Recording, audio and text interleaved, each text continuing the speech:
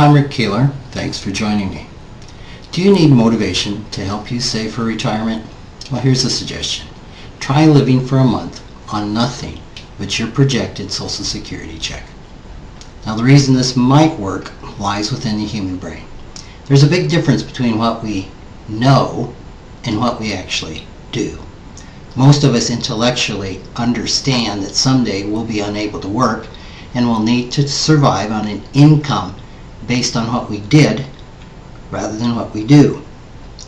Most of us understand that Social Security and welfare programs provide only a Spartan existence.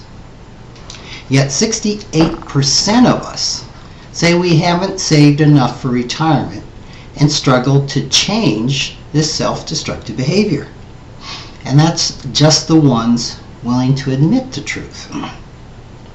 Researchers have long searched for a psychological explanation as to why humans often behave so irrationally.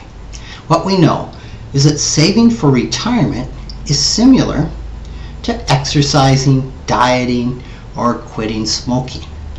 All of these activities offer future benefits rather than immediate gratification. And such a value proposition doesn't sell well to the human brain. Our human brains are wired for now. So there's some evidence that humans act more rationally when decisions are in the future. And one study gave participants the option to wait 100 days to receive $100 or wait 101 days to receive $101. Most participants said they would wait the one extra day for the extra buck, which actually represented an annualized return of about 350%. But when given the option to take $100 now or wait until tomorrow and receive $101, the majority took the money now, clearly an irrational financial decision. The study of behavioral finance calls this particular phenomenon hyperbolic discounting. And this is where people place a lower value on future benefits and overvalue the present. The tendency is exceptionally problematic when it comes to saving for future goals like retirement. We tend to overconsume and undersave until retirement becomes a present reality, and by then, of course, it's too late. In the past, financial professionals have criticized those who behave irrationally as being lazy or ignorant or undisciplined. While certainly a person who's not saving for retirement exhibits a lack of self-control, the reason may be in the construction and evolution of the human brain rather than a willful defiance of rationality. Our brain consists of an older brain, the limbic system, which is overlaid by a newer brain called the cerebral cortex. The limbic system is the source of emotional decision making, while the newer brain processes reasoning and conceptual thinking. The emotional processing of the limbic system involves measuring and assessing risk. And in a study called the Pension Design and Structure by Mitchell and Eutychus, they found two components of risk. The first is dread risk, which is the potential for catastrophe, and then uncertainty risk, which is a generalized fear of the unknown.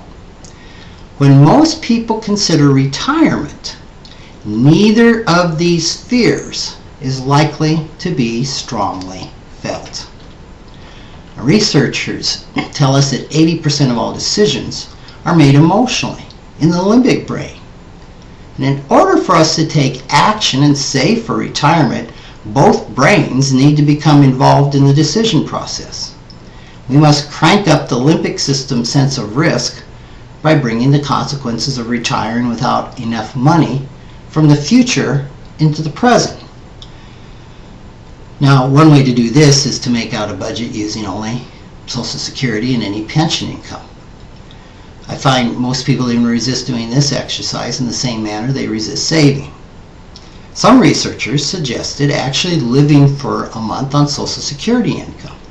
Experiencing life on an inadequate income could be enough to activate the limbic system's fear response and convince our brains that saving for retirement is an action well worth taking. Of course, another way to do this is to think of the rewards and the benefits and the gratifications of being able to do what we want, when we want, with whom we want in retirement. That too could activate the limbic system. And my hunch is it's probably a better motivation than a negative motivation.